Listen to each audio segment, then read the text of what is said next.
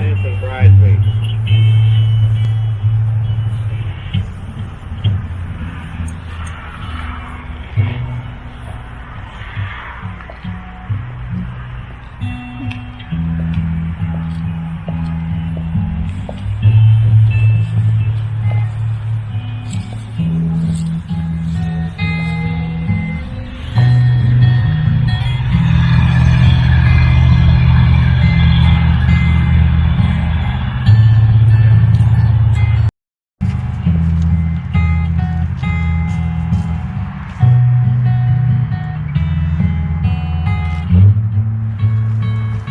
You may be seated.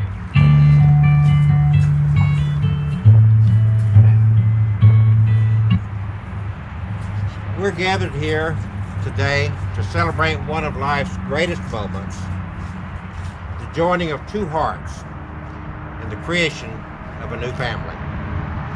In this ceremony today, we'll witness the joining of Ethan and Kimberly in marriage. We've come here to witness the joining of these two lives. For them, out of the ordinary, an extraordinary thing has happened. They met, they found in each other a best friend and a soulmate. Romance is fun, but true love is something that is far greater. It is their desire to love each other for life, and it is that we are celebrating here today. Ethan and Kimberly, life is given to each of us as individuals, yet we must learn to live together. Love is given to us by our family and our friends. We learn to love by having been loved.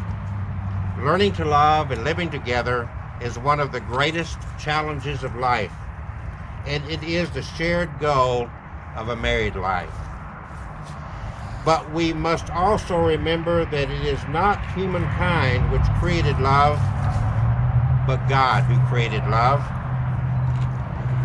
A good marriage is not something that just happens. A good marriage has to be created. In marriage, the little things are the big things. It's never being too old to hold hands. It's remember to say I love you at least once a day. It's never going to sleep angry, and it's standing together facing the world. It's speaking words of appreciation and demonstrating gratitude in thoughtful ways, and it's having the capacity to forgive and to forget.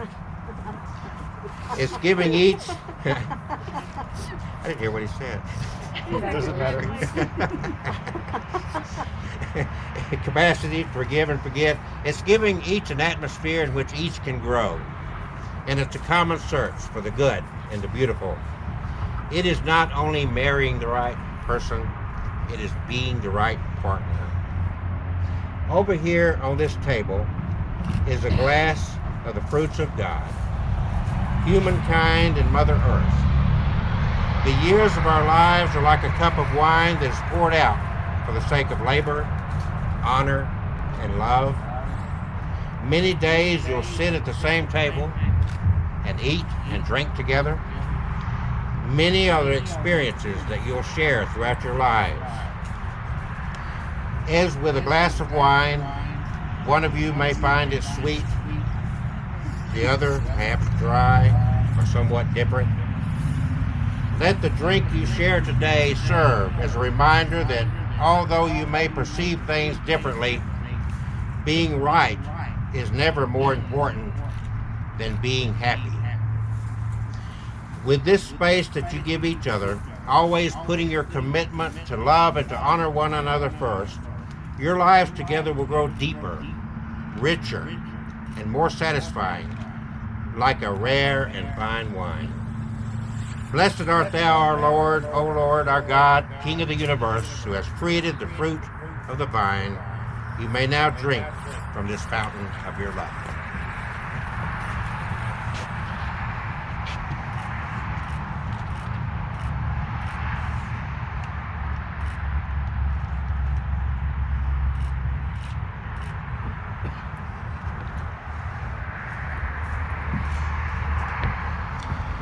Ethan, Kimberly, Always treat yourselves and each other with respect.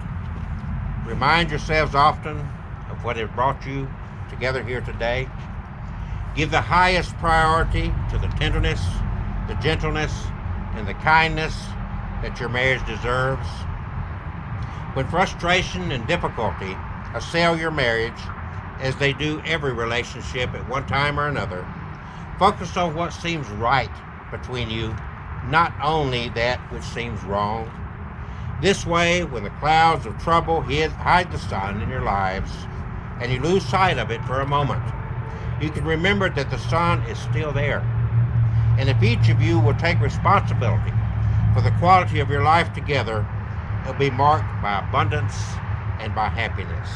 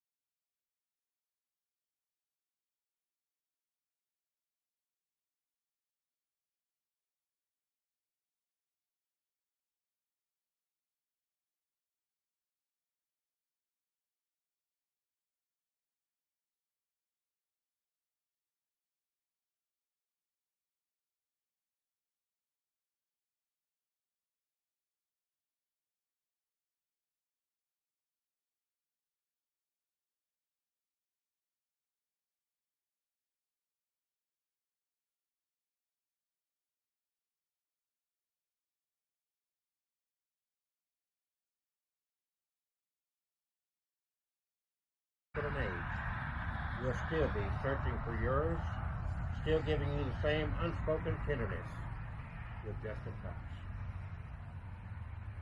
The ring is a symbol of unbroken circle of love. Love freely given has no beginning and no end, no giver, no receiver. May the rings that you're about to exchange remind you of the vows that you have just taken. The ring.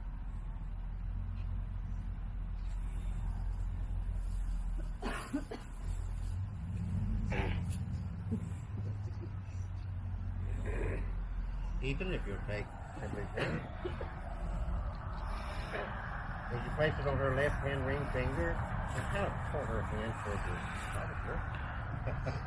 And you place the ring on her finger, repeat to her, I give you this ring as a symbol of my love and the faithfulness to you. I take you as my wife for as long as we both shall live, according to the law of God and the faith of Israel. With this ring I do with.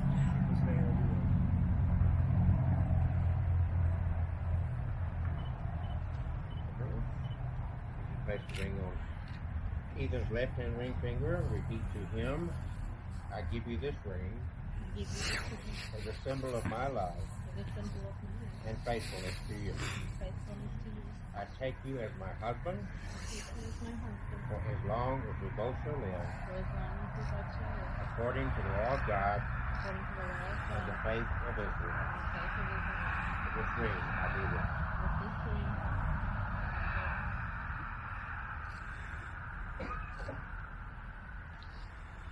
Now let it be known that Ethan and Kimberly are not entering into this commitment alone. Kimberly brings with her an amazing and vibrant 16-year-old. Katie, will you please come and stand between your mother and Ethan?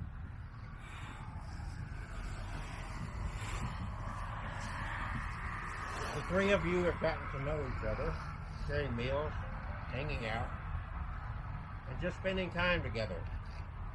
You've successfully melded into a modern-day family. Today, Katie, your support in this marriage has been very clear. Ethan joins this family circle as your mother's husband, as a friend that you can count on, and as a man who loves you both very, very much. I would like to tell all of you some things that Ethan and Kimberly think of all of you, that all of you should know about this amazing young person, Katie Ariana Dunn. Your mother tells me you're a talented artist and a dancer and a kind and compassionate soul. Ethan has shared that you're intelligent, artistically driven, and of course beautiful. As a way to commemorate this momentous occasion, your mother and Ethan have a gift for you, and they would like to present it to you now. Is that okay?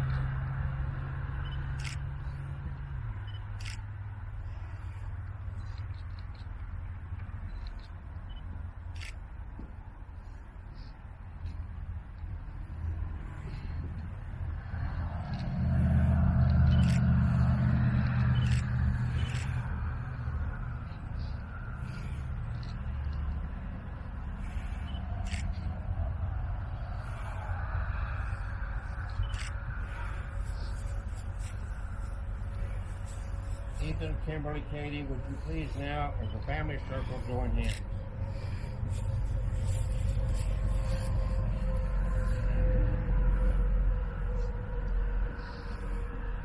Ethan, I believe now you would like to share some words to repeat after me. Katie, I want you to know how lucky I feel every day. Just knowing you and your mother are the people who know me best. The ones I'll share the important moments of my life with first. You both are my strength and my world. The most important people in my life. I love you. And I'm proud to become your stepfather.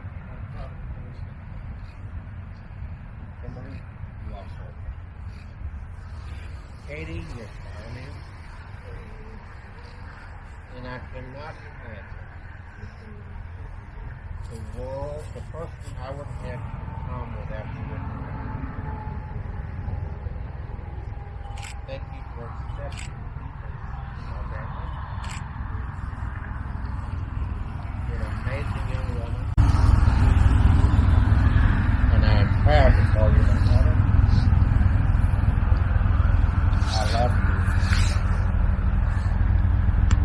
Now, Ethan, Kimberly, Katie, I'm going to ask all three of you a question. And I would like you to answer each of them with I promise. Do the three of you promise to love, respect, and protect each other?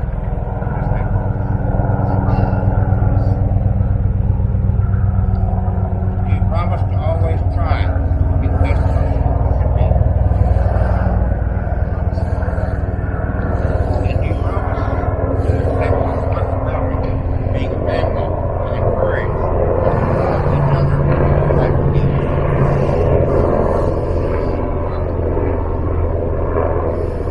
I ask that your home be a place of happiness for all children, a place of old and young, new and each other's company, a place for growing, a place for music, a celebration, a place for laughter, a place for goofing off.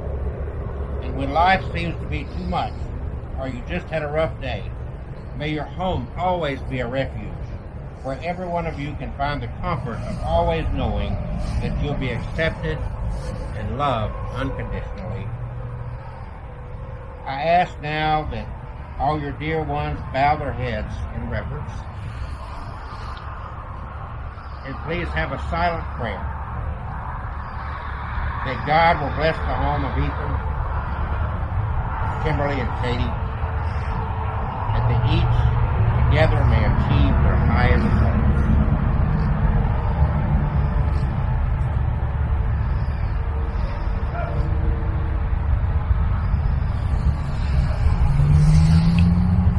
Katie, if you now step over to the side and give attention to your parents.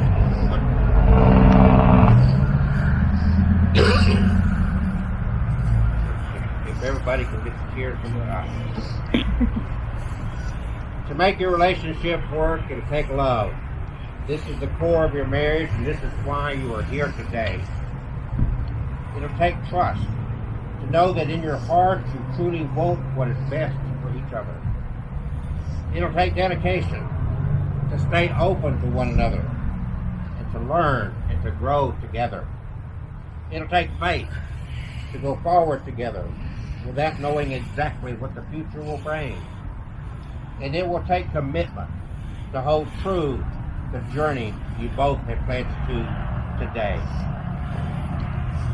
The final act of this ceremony is the shattering of the glass.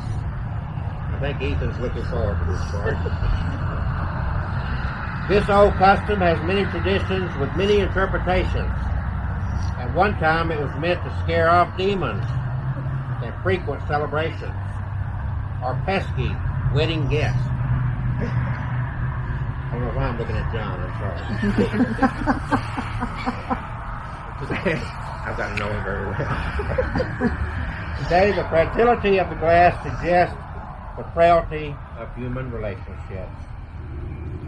Ethan, Kimberly, and everyone, you should consider these marriage vows as an irrevocable act, just as permanent and just as final as the breaking of this glass is unchangeable.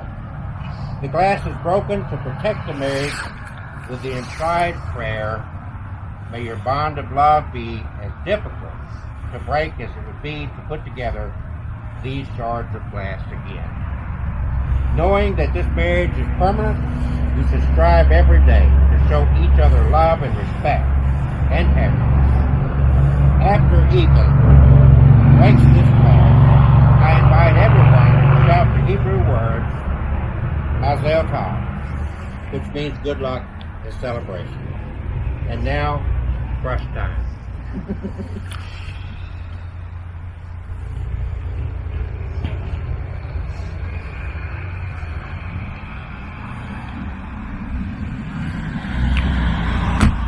Mazel tov. I haven't pronounced you yet. Can't kiss yet. It is an honor to stand before you, Kimberly and Ethan, and you too, Katie. You two have joined your hands.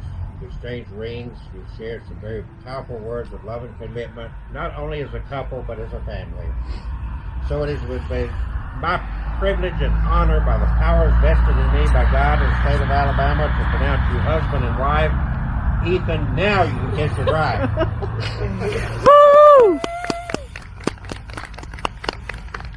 And if she will get her bouquet back and face her guests, I have the distinct privilege of introducing for the very first time Mr. and Mrs. Ethan and Kimberly Gallo.